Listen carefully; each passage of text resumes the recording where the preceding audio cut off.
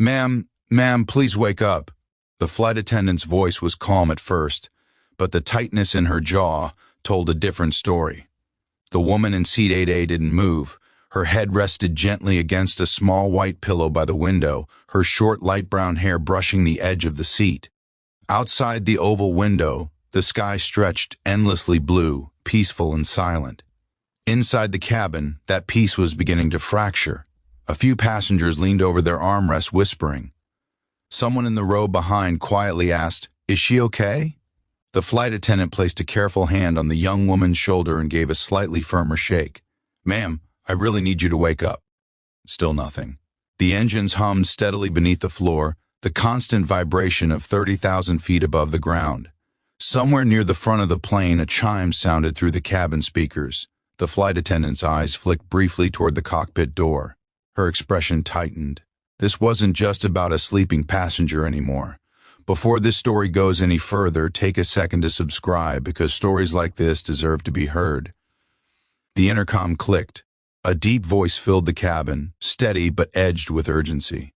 "Ladies and gentlemen, this is your captain speaking. We're experiencing a situation up front.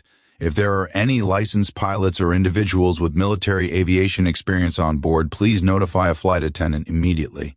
For a moment, the cabin went silent. People looked around, searching faces, hoping someone would stand. No one did. The flight attendant looked down again at the quiet woman in seat 8A, the one passenger who hadn't heard the announcement, the one person still asleep while the tension slowly crept through the plane. She pressed her lips together and shook the woman's shoulder once more. "Ma'am, you really need to wake up." Around them, the air felt different now, heavier, because somewhere between that calm blue sky outside and the worried faces inside the cabin, a question was hanging in the air. What happens when the person everyone overlooks turns out to be the one person who might save them all? Seat 8A looked like the quietest place on the plane. The young woman by the window had boarded early, slipping down the aisle with the kind of unassuming presence people rarely noticed. She carried only a small canvas bag, nothing flashy, nothing that hinted at anything unusual. When she reached her seat, she smiled politely at the flight attendant and thanked her for helping place the bag in the overhead bin. Then she sat down, buckled her seatbelt, and rested her head against the pillow she'd pulled from her bag. Within minutes, she was asleep. Not the restless kind of sleep that travelers fall into when they're exhausted from long days in crowded airports. Her breathing was steady, controlled, calm. The kind of calm that comes from someone used to strange environments and constant noise. The kind of calm people usually earn after years of experience most passengers couldn't imagine. But none of that was obvious to anyone walking past row 8. To them, she was just another traveler in a green sweater who had fallen asleep during a routine flight. The flight attendant, Claire, had noticed her briefly while doing the safety checks before takeoff. Claire had been working commercial flights for nearly 7 years. She had developed a quiet instinct for people, the subtle skill that came from watching thousands of passengers board planes every year. Business travelers rushing through emails, families juggling children and snacks, nervous first-time flyers gripping their armrests before the engines even started. But the woman in 8A had been different in a way Claire couldn't quite define.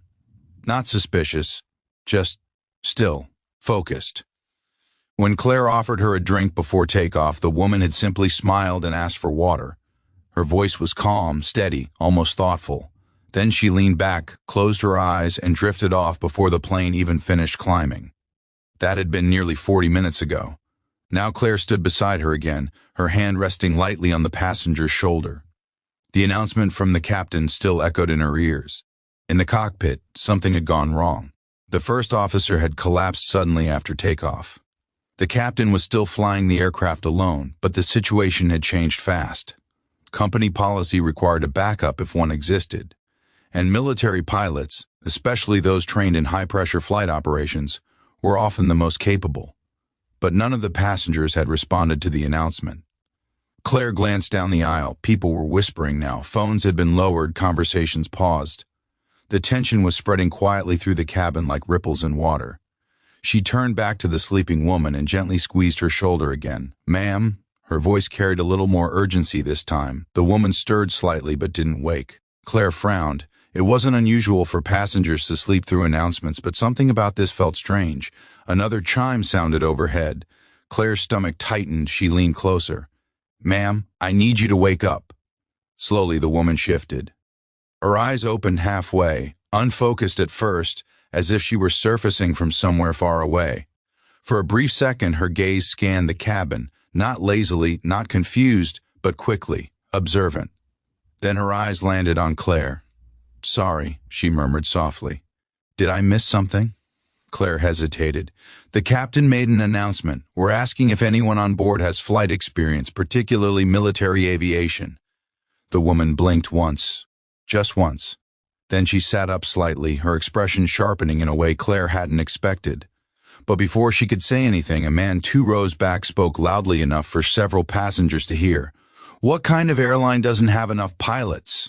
The comment triggered murmurs across the cabin. Claire straightened, forcing a calm smile. "Everything is under control, sir." But even as she said it, she could feel the pressure building, because somewhere in the cockpit a captain was flying a commercial aircraft alone and hoping someone on board might know how to help. Claire looked back down at the woman in 8A, and for the first time, she noticed something subtle. The way the woman's eyes had sharpened when she heard the word military. The way her posture had shifted, no longer relaxed but quietly alert, almost like someone who had just been called back to attention after a long silence. The woman in seat 8A sat up slowly, brushing a loose strand of hair away from her face. For a few seconds, she didn't say anything. Her eyes moved across the cabin, taking in the anxious passengers, the tense posture of the flight attendant, the quiet hum of uncertainty that had replaced the earlier calm. It was the kind of silence that only existed when people knew something was wrong but didn't yet know how wrong. "What exactly happened?"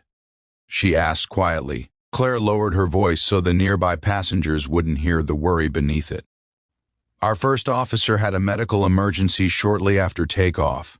The captain is still flying, but he asked if anyone with aviation experience could assist." The woman nodded slowly, not surprised, not alarmed, just thoughtful. A man across the aisle leaned forward, curiosity written across his face. "So what does that mean?" he asked, clearly hoping for reassurance. Claire gave him the same practiced smile. "It simply means we're checking if anyone on board can help if needed." The man leaned back, clearly unconvinced. The woman in 8A looked toward the front of the plane. Her eyes lingered on the cockpit door. For a brief moment, something passed across her face, something that looked less like fear and more like calculation. Claire noticed it immediately. "Do you have any aviation experience?" Claire asked carefully. The woman hesitated. Around them, the murmurs continued. Passengers whispering theories. Someone quietly opening their phone as if searching for answers in a place that had no signal. The woman exhaled slowly. "A little," she said. Claire's eyebrows lifted slightly. "Commercial?" The woman shook her head. "No." Another pause. Then she added, almost reluctantly, "Military." The words seemed to shift the air around them. The passenger across the aisle blinked. "Wait, like Air Force?" The woman didn't answer immediately. She looked back at Claire instead. "What does the captain need?" Claire felt a small spark of relief rise inside her chest. "He asked that anyone with combat or high-performance aircraft experience come forward." The woman leaned back slightly, thinking. Claire could see the hesitation now, not fear, but resistance. Like someone being asked to step back into a role they had already left behind. "I haven't flown in a while," the woman said quietly. "That doesn't mean you can't help," Claire replied gently. The cabin speakers crackled again. The captain's voice returned, a little tighter than before. "If there are any pilots on board, please notify a flight attendant immediately." The words carried through the plane like a ripple of pressure. The woman closed her eyes for a moment, just a moment, then she opened them again and looked directly at Claire. "Tell him someone might be able to assist." Claire blinked. "You?" The woman nodded once, calm, certain. Around them the passengers were beginning to notice. The man across the aisle leaned forward again. "Hold on, you're a pilot?" The woman gave a small shrug. "Something like that." Claire felt her heartbeat quicken. "What kind of aircraft?" For the first time since waking up, the woman allowed the faintest hint of a smile. "Fast ones." The answer hung in the air between them, And suddenly Claire realized something that made the tension in the cabin shift in an entirely new direction. Because the quiet passenger in seat 8A might not just be another traveler. She might be exactly the person the captain had been hoping to find. For several seconds after she said the word military, the space around seat 8 felt strangely still. Claire studied the woman's face carefully, searching for signs of exaggeration or nervous bravado, the kind people sometimes displayed when they wanted attention, but she didn't see any of that. What she saw instead was something far quieter and far more convincing: control. The woman in the green sweater sat upright now, her shoulders relaxed but alert, her eyes steady as they scanned the cabin again. The anxious whispers of passengers, the nervous tapping of a man's foot 2 rows ahead, the faint tremor in the flight attendant's breathing. She was observing everything the way someone does when they've been trained to read situations quickly. Claire lowered her voice.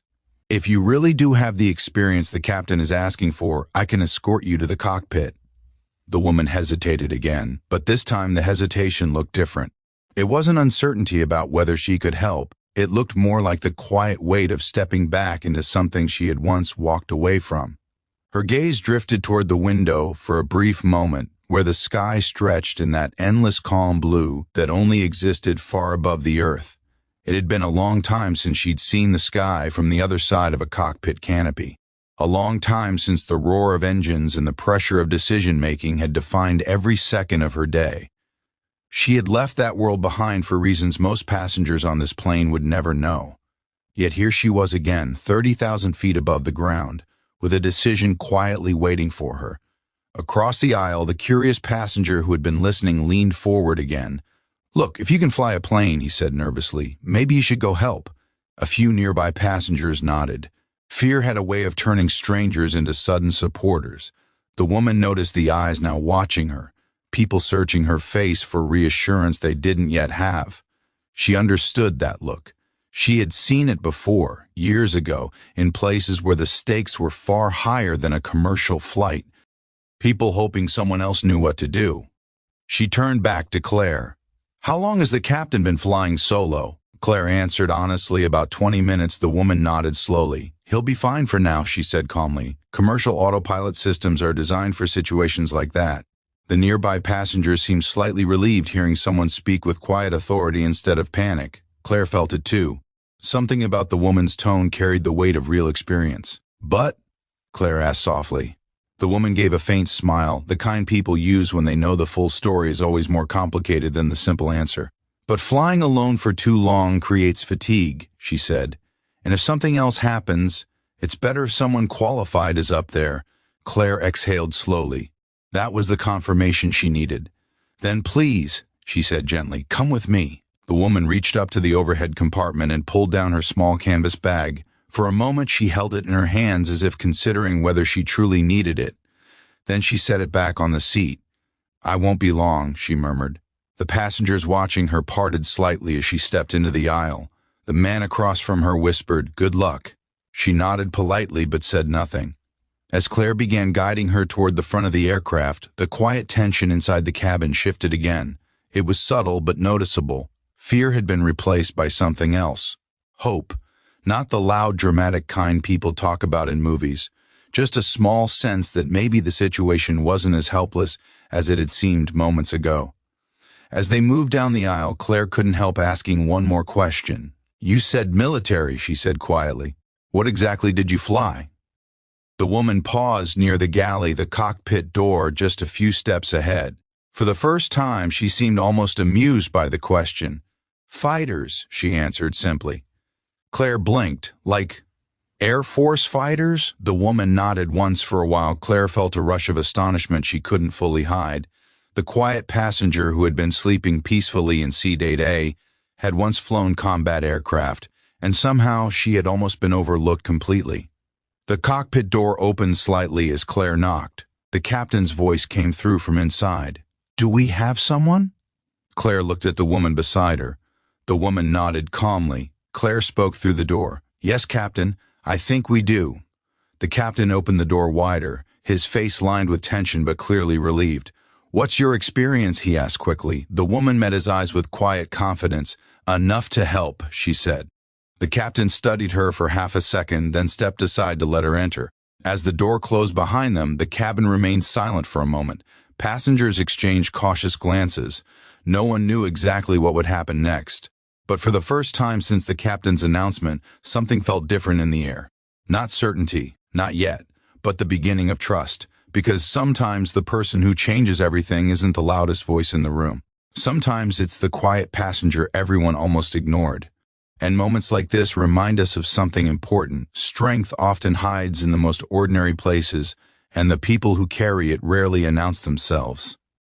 The real lesson isn't just about courage in emergencies. It's about remembering that every person around us may carry experiences, sacrifices, and abilities we cannot see at first glance.